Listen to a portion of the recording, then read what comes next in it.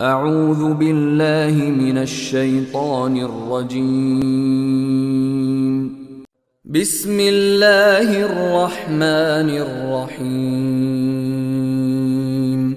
إذا زلزلت الأرض زلزالها وأخرجت الأرض أثقالها وقال الإنسان ما لها يومئذ تحدث أخبارها بأن ربك أوحى لها يومئذ يصدر الناس أشتاتا ليروا أعمالهم فمن يعمل مثقال ذرة خيرا يره ومن يعمل مثقال ذرة شرا يره.